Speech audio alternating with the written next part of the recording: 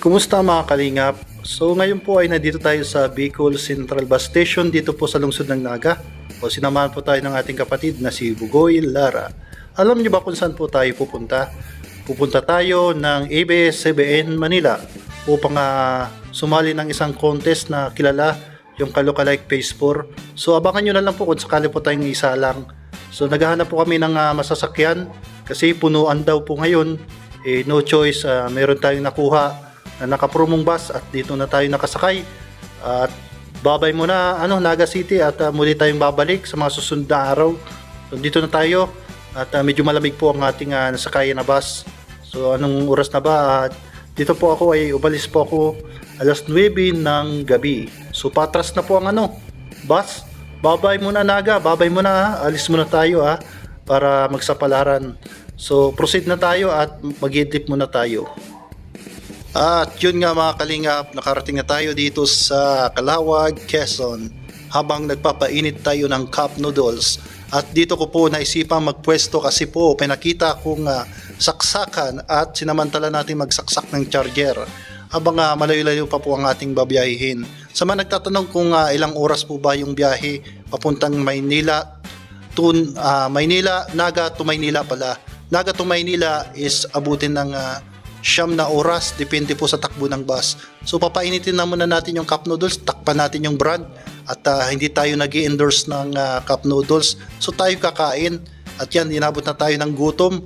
So simutin natin yung ang cup noodles kasi napakamahal po ng mga paninda sa stopover. Kung kayo pupunta ng Manila, kailangan nyo po magbaon ng itlog na nilaga. So ayun, hindi tayo nakaprepare at hindi tayo nakapaglaga kasi alanganin na. So pupunta na lang tayo at kinabukasan nandun na tayo sa Maynila. So gaya po ng sinabi natin, umalis po tayo gabi at makarating tayo ng Maynila is umaga na. So mag-alas 6 na po ng umaga nang nakarating tayo dito sa lungsod ng Maynila. At papasok na tayo dito sa gilid at may nakapangalan pang ETC. Yan, papasok tayo dito sa ETC. O diretso nyo lang yan, magdidiretso lang kayo. At pag nakapasok tayo sa ETC, marami diyang ETC. Pero hindi ko alam kung ano po papunta saan yan. Bahala na, basta tayo ay sumakay lang at alam natin kung saan tayo bababa. Asa nga pala, bababa pala tayo sa PTEX. Yung PTEX. At di ko alam kung saan lugar yung PTEX na yun. Basta bahala na. Basta sumakay lang tayo ng bus. At nandiyan naman si Mang Tanong.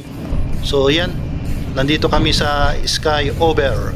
At kitang-kita naman po yung mga building, mga bababang building. Yan, tingnan nyo naman po, nasa taas tayo. Yan, napakataas. So nandito na tayo binaba sa PTEX. Gumamit pa tayo ng calculator, escalator. Ayan, nagtatanong-tanong tayo dito kung saan papunta ng Las Piñas. At may sumagot naman at tinuro ako daw sa number 9. Dito daw ako pipila sa number 9 at hanapin ko lang daw yung bus papunta ng Las Piñas. So yan, marami pala dito mga tao sa Maynila kapag maaga pa lang. Di katulad po ng Naga City is mga ganitong oras patulog pa yung mga tao. So yan, nagano lang po yung mga tao, nag-ipon-ipon lang po yung mga tao at dumarami yung tao sa Naga kapag oras ng alas 9, alas 10. So marami na ditong mga ayan na po yung sinasabi natin, yung bus Alabang. Diyan tayo sasakay at bababa tayo daw ng moonwalk. So bumaba na tayo ng moonwalk dito sa Las Piñas at antayin na lang natin yung susundo sa atin, si alias Daomingse. Yan, si Daomingse po, sa mga hindi po nakakaalam, siya po yung sumali po sa kilalang non-time show ng ABS-CBN ng It's Showtime. Ginaya niya po yung isa po sa membro ng F4 na si Jerry yan, si Daomingse. Opo, so mga nakakaalala po dyan kay Daomingse. Ayan po pala mga kalingap, yan pala yung sakayan ko natin. Yan pala yung sakayan,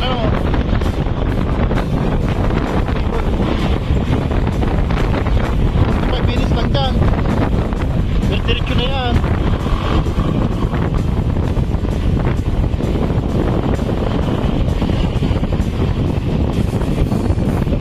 Lift ka naman, saglit, Bicol na, Bicol na agad.